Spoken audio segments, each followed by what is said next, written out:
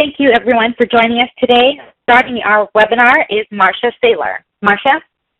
I'm the Director of Alumni Relations here, and we're so happy to have all of you with us this morning for our NTS Club 300 webinar. Today's topic being Preaching Holiness in an iGod World. Just a couple of housekeeping type things before we begin. I need to let you know that this webinar is being recorded. By joining this session, you automatically consent to such a recording. If you do not consent, please disconnect from the webinar at this time. Today's webinar will be posted next week on our website at nts.edu/club-300. During today's presentation, you, the audience, will be in listen mode only. At the end of the presentation, you'll have an opportunity to ask questions using our online Q&A tool.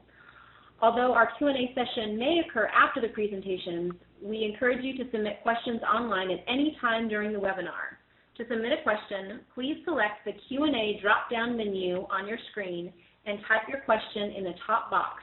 Then click on the word Send on the bottom right-hand side of the box. And just a note, even though we have set aside time at the end for questions and answers, please do feel free to submit them as we go, especially if you have a question or a comment on something one of our presenters is saying. At the end of the webinar, we will ask for your feedback on today's dialogue via a survey. Questions will appear in the right-hand panel under Polling, right under the Q&A window. Once you have finished answering the questions, please hit Submit. Your feedback is greatly appreciated. Now I'd like to introduce today's moderator, Dr. Carla Sunberg, our alumni president. Carla? Hi there. Good to be with you all this morning, and thank you, Marcia. As Marcia mentioned, I'm your moderator today. First of all, thanks to Club 300 members who are joining us today and for their important support of NTS by way of Club 300. Thank you. And for those of you who are participating today and are not yet members of Club 300, let me just take a few moments to talk to you about this significant new initiative, and I'd really like to encourage you to join today.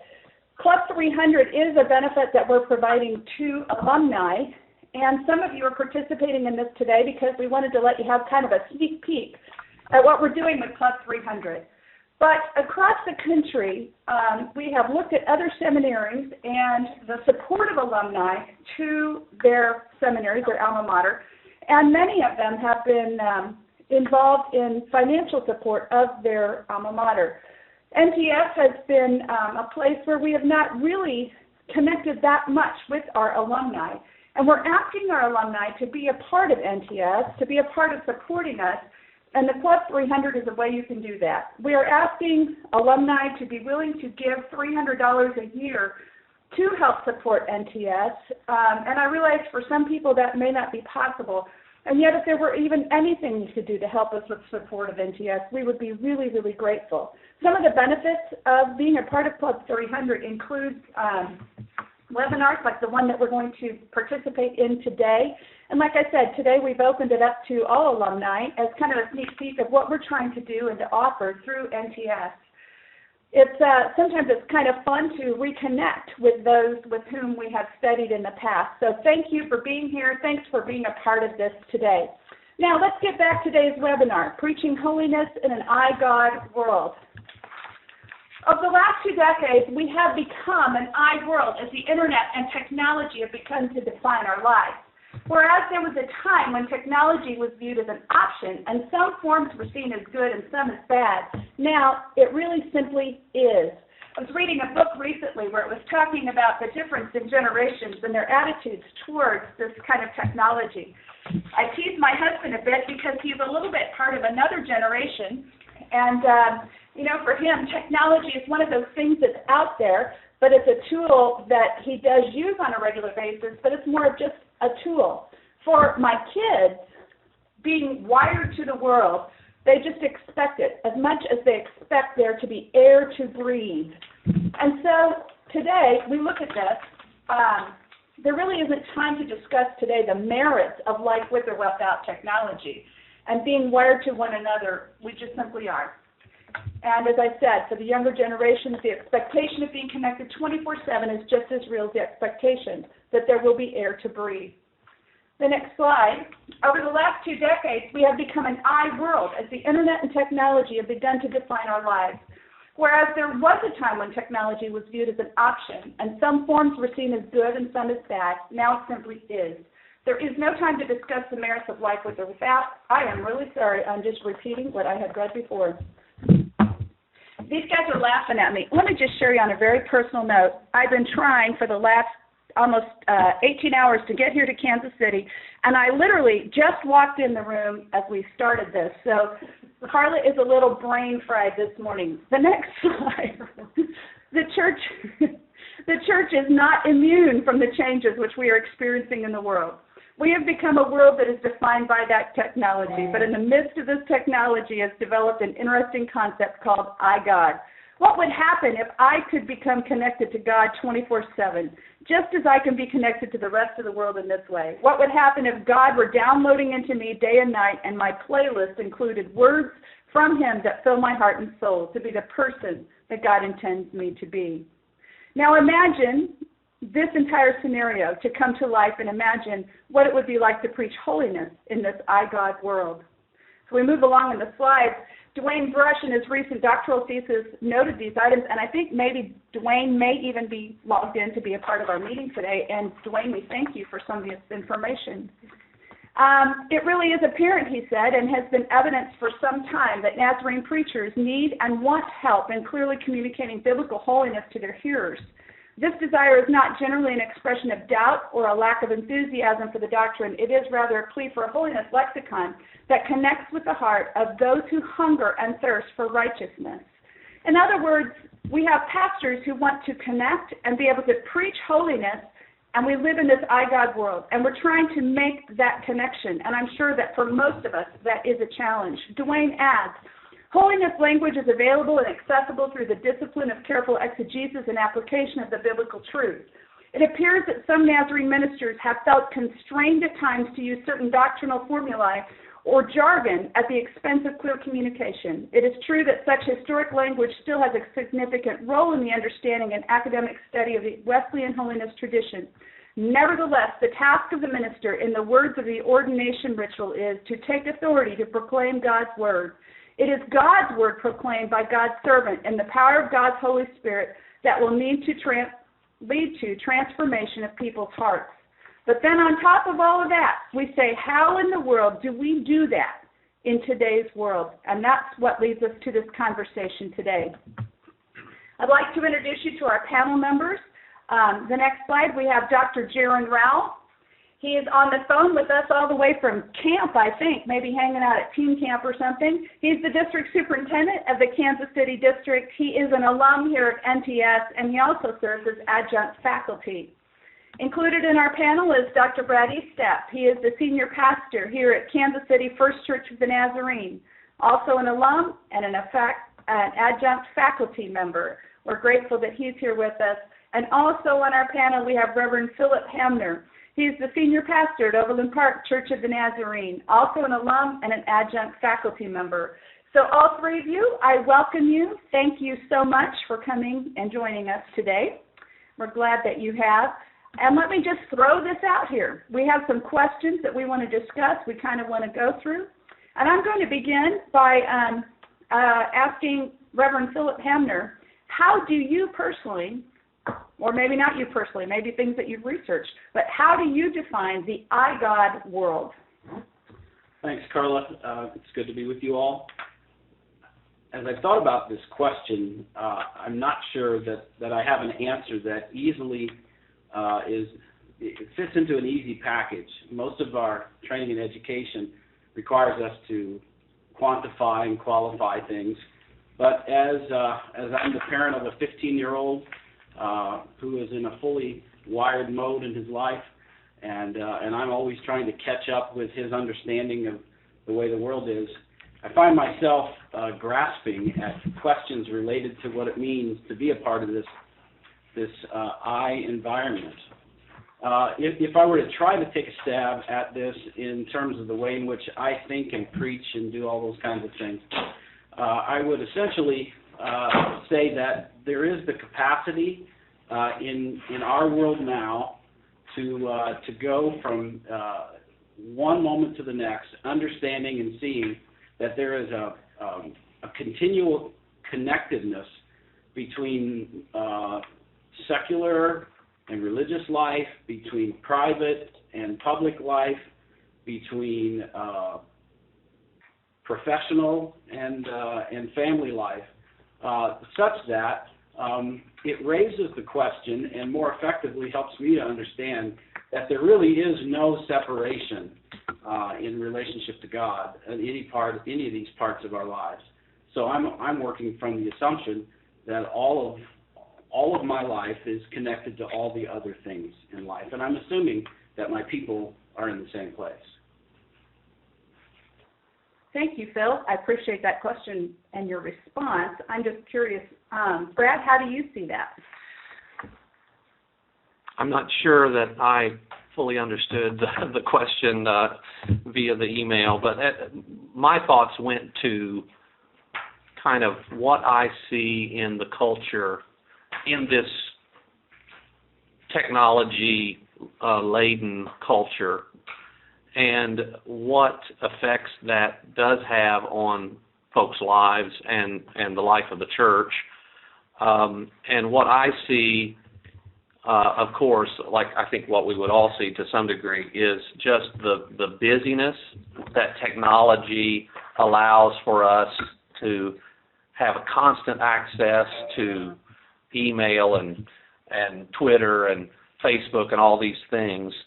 And what I would want to talk about, or at least raise, is what does the church say in a busy, distracted, overwhelmed, information overload kind of reality? I think, excuse me, I think part of what we want to talk about as a church, and specifically when we talk about holiness, are depth issues. And I think when we're talking about depth issues, we are certainly proclaiming somewhat of a countercultural idea. And so that's where I'm interested in that. It's the reality. It's the way life is. I understand that there's no going back to when it wasn't this way. But in that culture, what does the church say, or do we offer a somewhat of a countercultural expression to the somewhat seemingly superficial things that happen and that can happen as a result of technology? I'm not sure if I offered anything to answer that question, but that's my shot at it right now. Well, that's all right. That's all right. I was just chuckling about this iGod world and all of the technology. The guys in this room are probably laughing at me because I literally ran in while I had my laptop connected to the internet by way of the hotspot on my iPad, which was stuck in my purse, and my iPhone, which was stuck to my ear. So using all of that entire interconnected world, I'm thinking about how does all this influence just who we are and how we do ministry. And Jeren, you're connected with us from another location. What about your thoughts? Yeah, I'm out here in the middle of nowhere at our 5th and 6th grade camp, and so I'm logged in with my computer, with the iPad next to the computer, with the notes and things that I have, and the iPhone in my ear.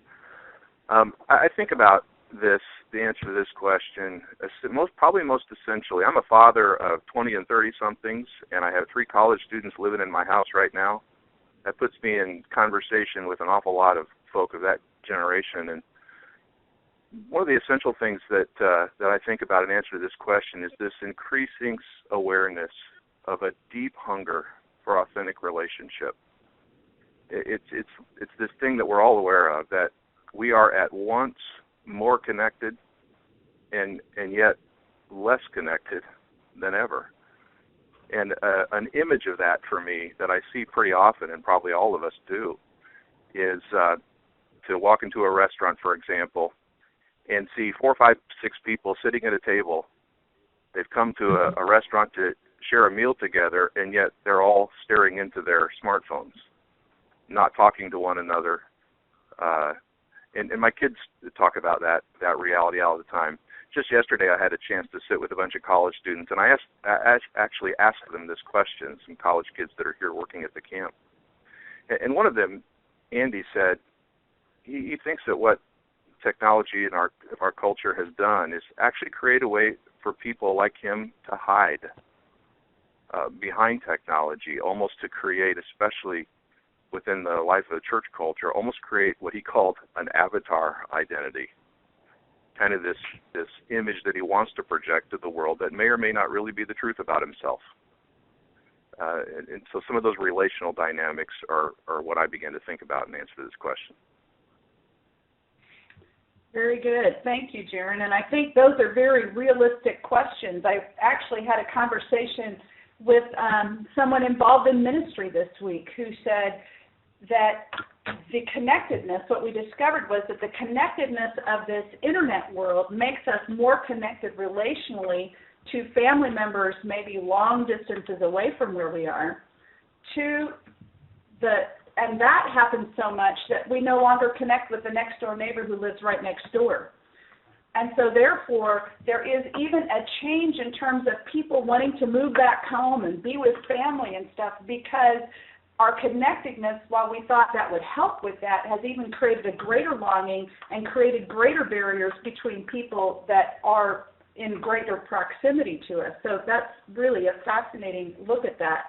So I guess it leads us really right into the next question, though. So we live in this complex world, and how do we then prepare to teach holiness in the iGod world? And Jeren, can I throw that to you there?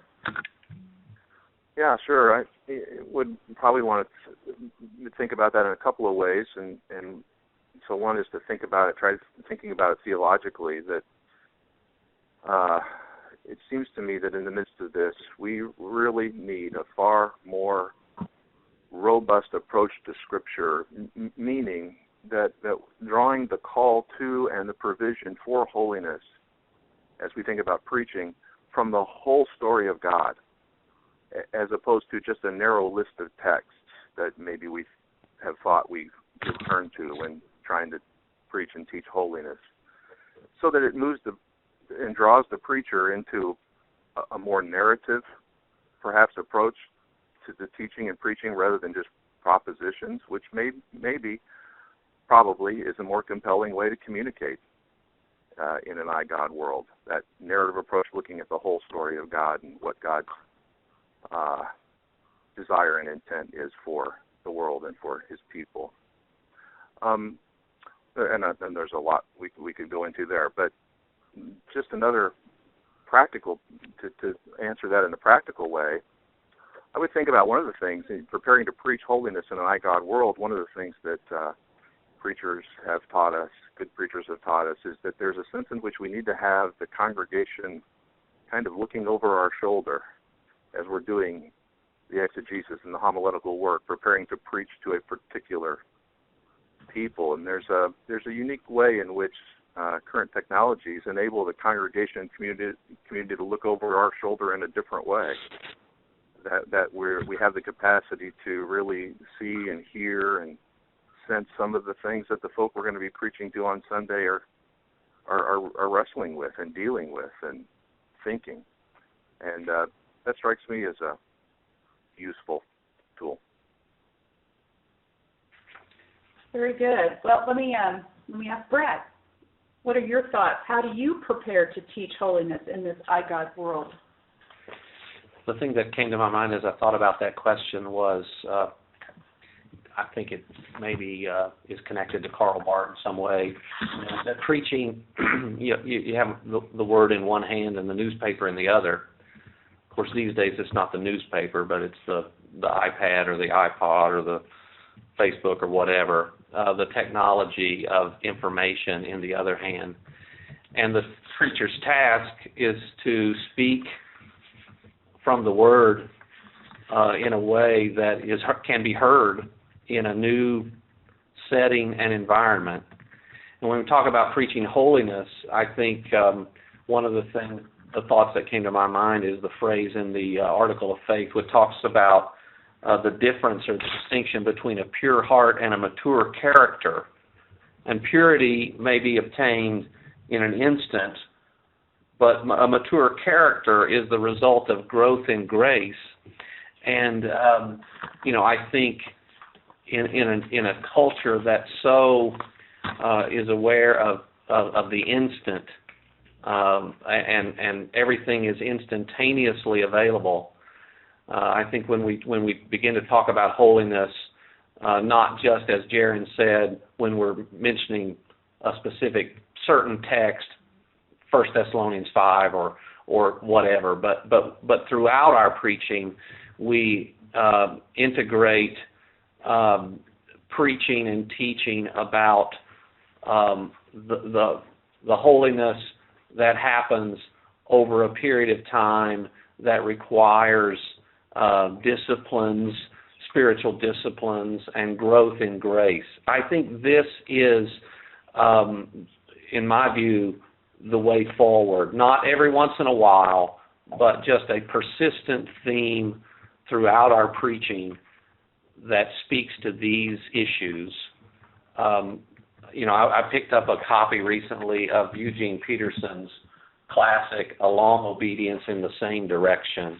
And he talks about the world, and he says one aspect of world that I have been able to identify, he did this 20 years ago, as harmful to Christians, is the assumption that anything worthwhile can be acquired at once.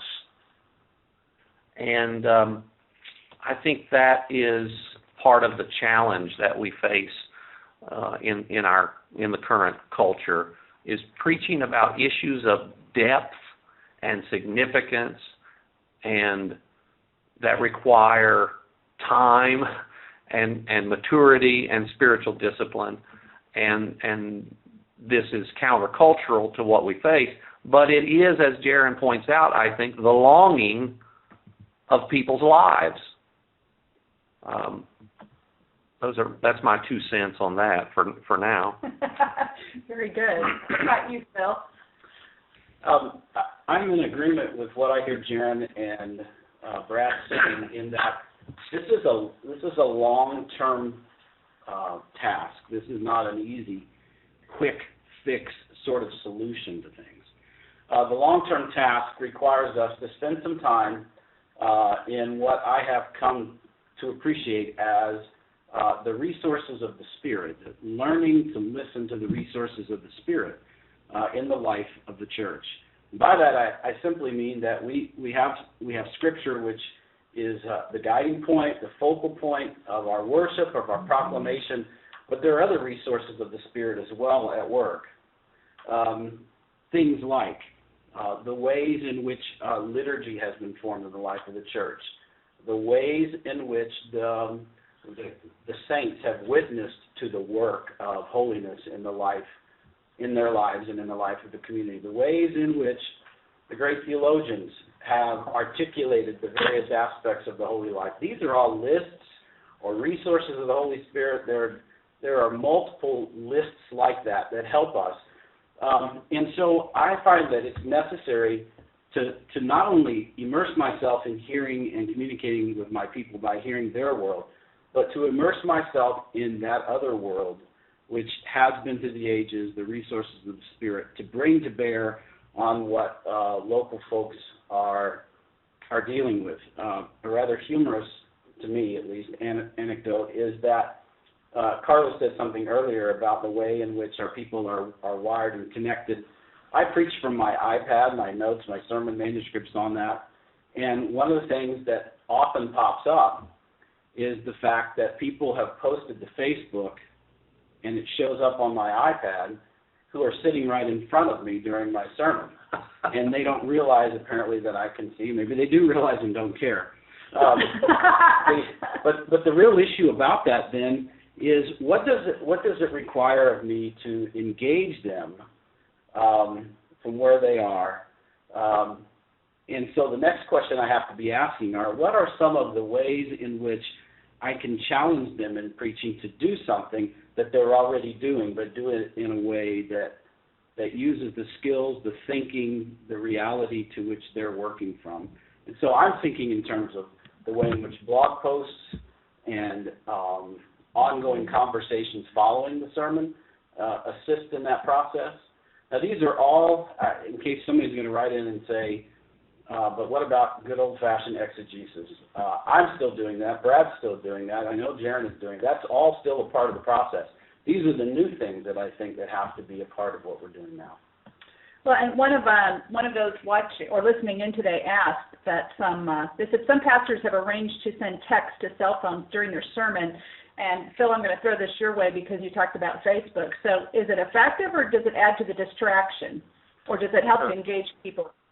Yeah, I've never done that. I've often wondered what that kind of a thing would do. I must confess, I'm in the sort of middle generation between all of this, so it would more than likely confuse me.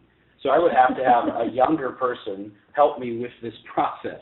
But I suspect this would be exactly the kind of thing that my 15-year-old son would be engaged in and would engage in. Because when I get in the car afterwards and we have a lengthy dialogue about the sermon and about what he heard, those are the kinds of things that ought to be probably going on as the sermon is being preached.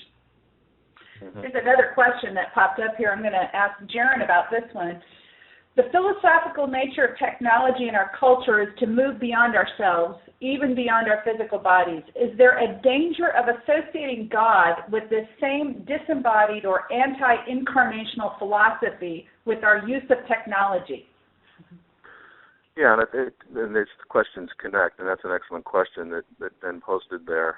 And there are folk on this call that could give a lot more substantive answer to that question than I'm able to do, other than to connect it to the current conversation and say the distraction that I'd be worried about in the engagement of these technologies is not so much the distraction of the congregation, it'd be the distraction of the preacher.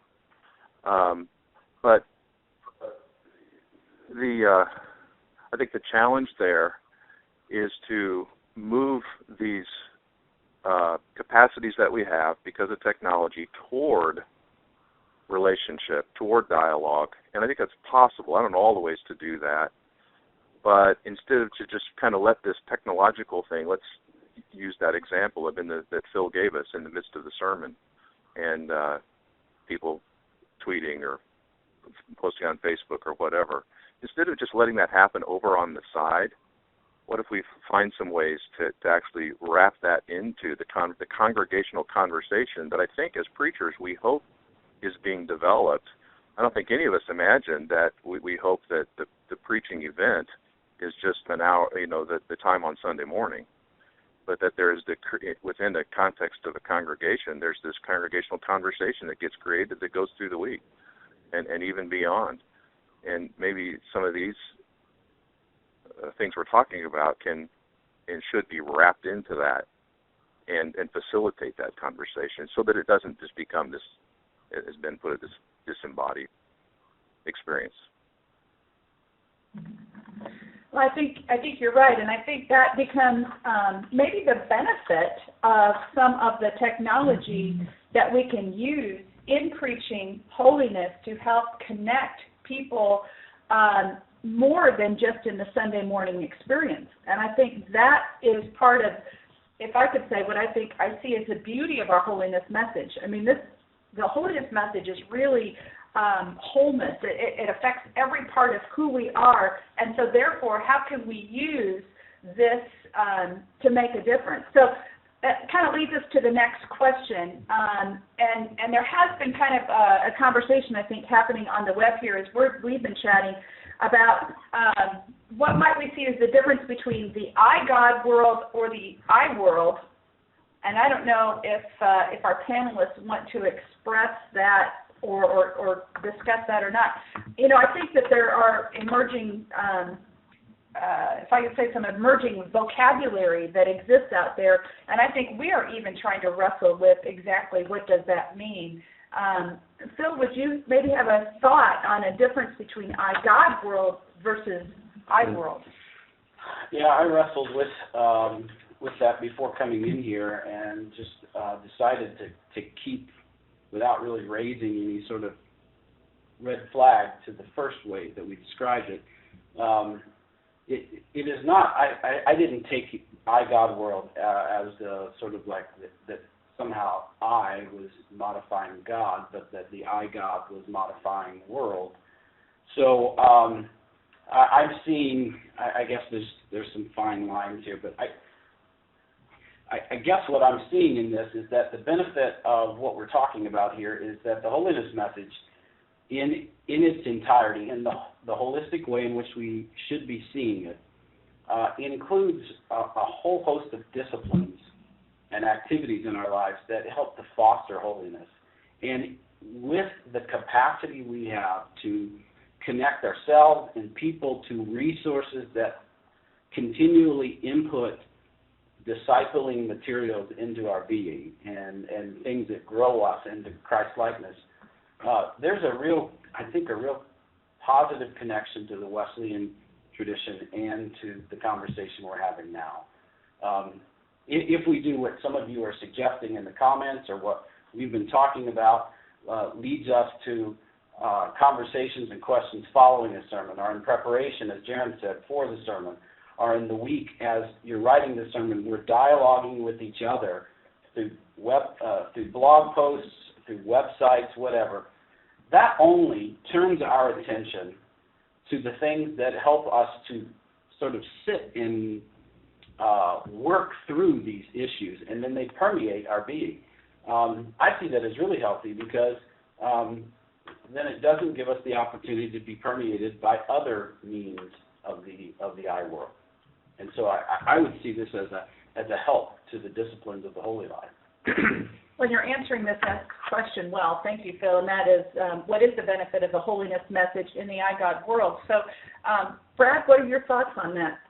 Well, as Phil was talking, I was thinking about, our message, our holiness message all along has been, spiritual life and relationship with Christ is a 24-hour-a-day thing. It's not something that you pick up on Sunday and you leave on Monday and maybe revisit on a Wednesday night. Oh, my word, think of that.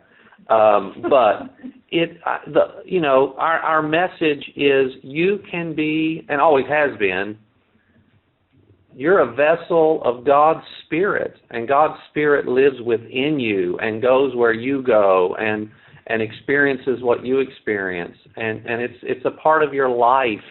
It's not some compartmentalized aspect of your life. And so, the message that we've been teaching and preaching for all of our history seems to me readily transferable into a world that wants to be connected 24 hours a day, 7 days a week. We've always been saying you can be connected to God all the time. It's not something that is separated from the rest of your living or working or relating. And I think that's when we talk about holiness. We talk about holiness must pervade your worshiping, your relating, your parenting, your working. Every part is pervaded by God's Spirit. I think this is part, at least, of our message of holiness. And Jeren, what thoughts might you have about the benefit of the holiness message in the iGod world?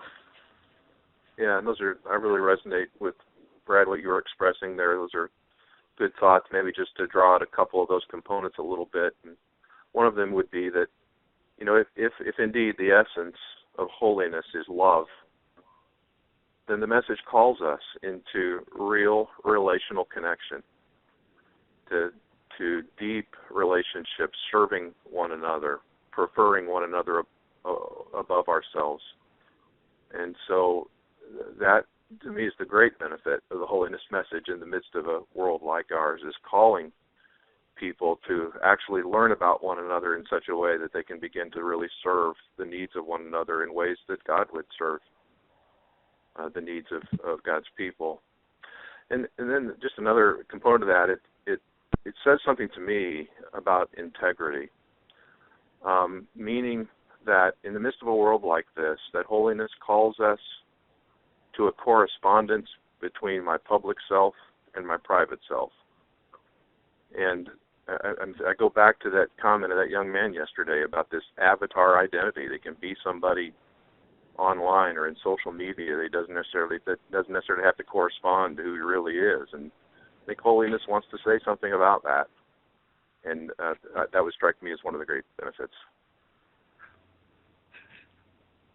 Yeah, I think you're completely right, and I think that I think the depth and probably of what I hear you all talking about is the holiness message is a depth that reveals itself in the internal and the external self, so that what people see on the outside should be the same that they might experience, not an avatar, but that they should experience the same person through and through.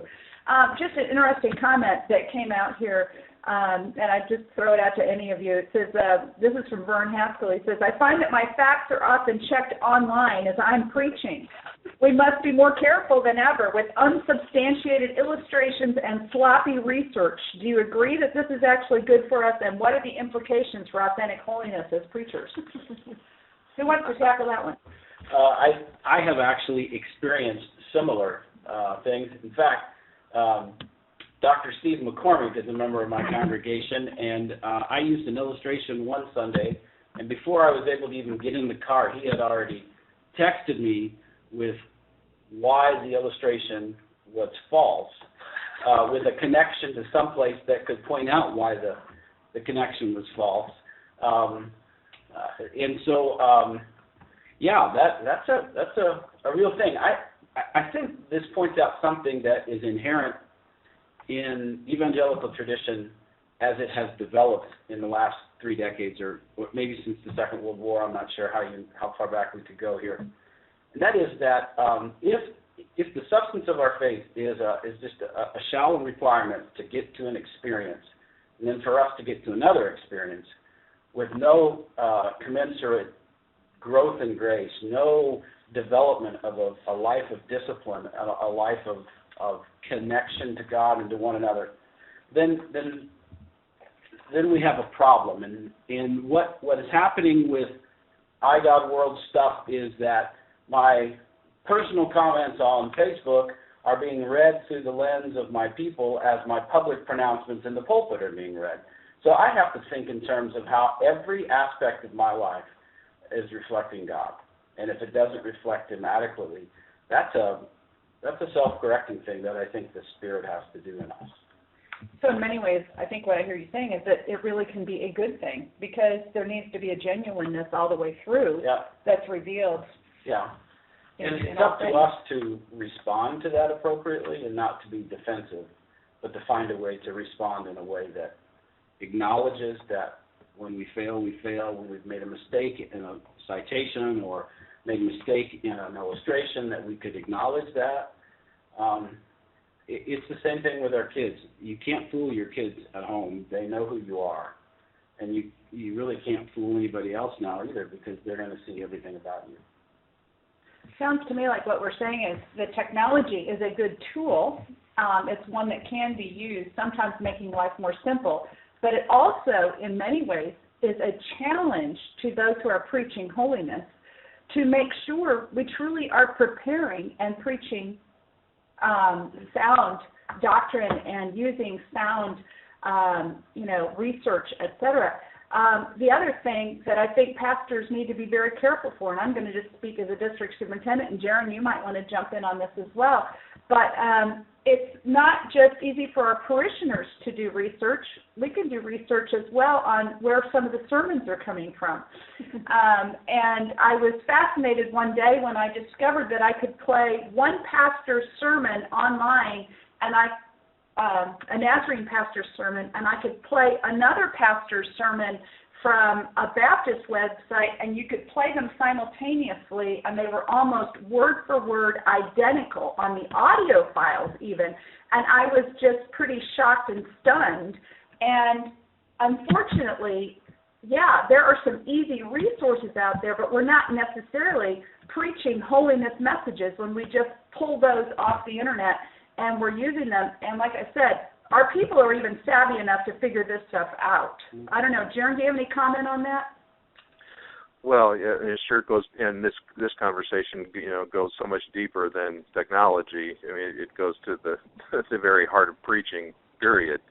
But yeah, you're absolutely right. I've had to deal with actually significant congregational conflict because people discovered the very thing that you described, and it became a real point of contention between pastor and people that we had to navigate. They basically had to navigate through confession and commitment to approach that differently. So I don't think it has to be this whole issue necessarily has to be seen as a threatening thing. I think it can be when the preacher approaches all this with integrity and all. A pretty exciting thing, actually, to think about the ways in which the people to whom we're preaching are really engaging the contents and the things that we're saying. I don't know that it has to be a threatening thing. One other idea in relationship to this fourth question about the tools utilized to spread the message of holiness. There is now the capacity for all of our people, which is an exciting thing, to read the sermons of John Wesley, to read sermons from other great holiness leaders, to have those resources online and available.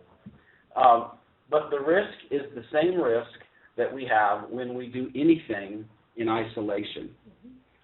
We need the community of faith to help us understand those things, and we need to make sure that as we're urging these resources on our people, that we're providing the opportunities for the conversation around the tools to be in a community of faith and not simply for individual consumption, because the danger there is misreading something because you don't have either the adequate training or the adequate skills to capture that, or in Wesley's case, the sermons are in 18th century English, and it's difficult to always know connotations of language. And so I just think that what we ought to be careful about is to use all these tools, but to use them in the context of how then do small groups get involved in this? How does the pastoral staff get involved in exposing these resources for how valuable they can be, but giving opportunity for them to work within the community?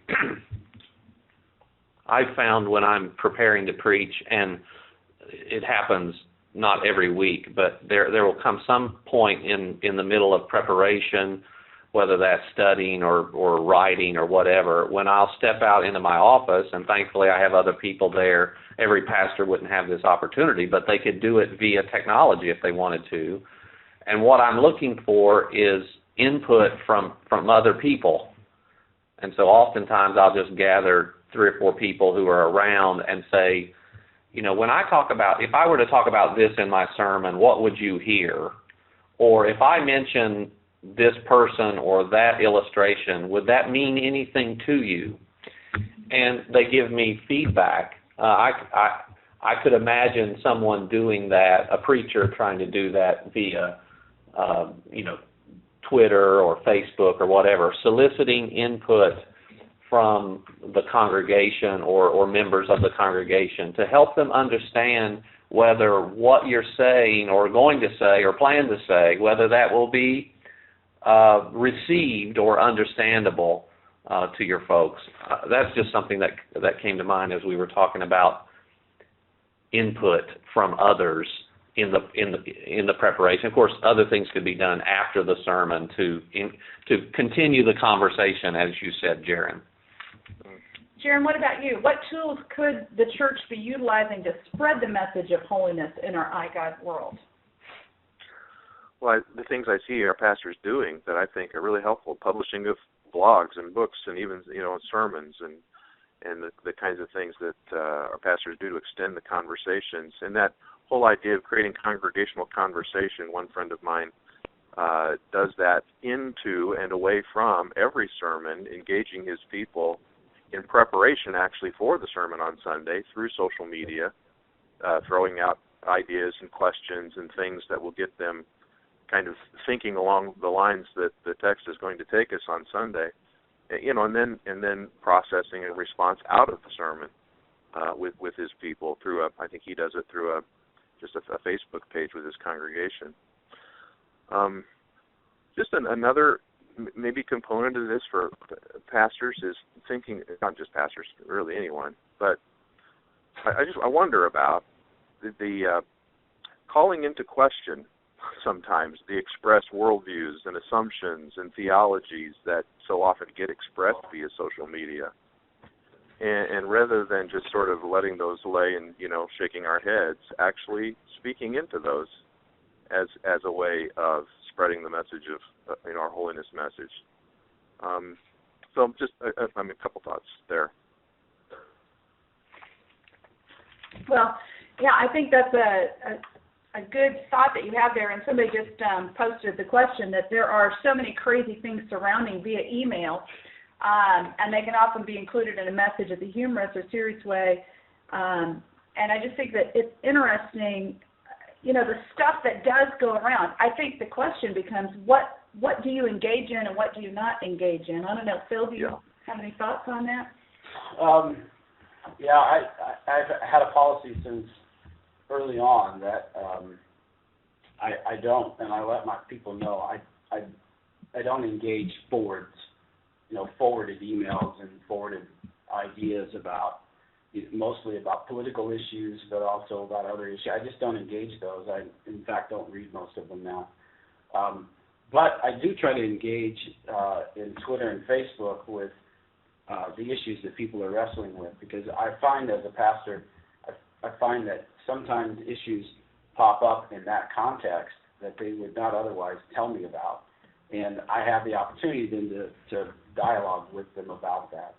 I've not noticed that ever turning negative. I've noticed that mostly being a way of connecting with people. Then I'm always very careful about how that might find its way back into the sermon or into a future sermon. But being as general as I can be,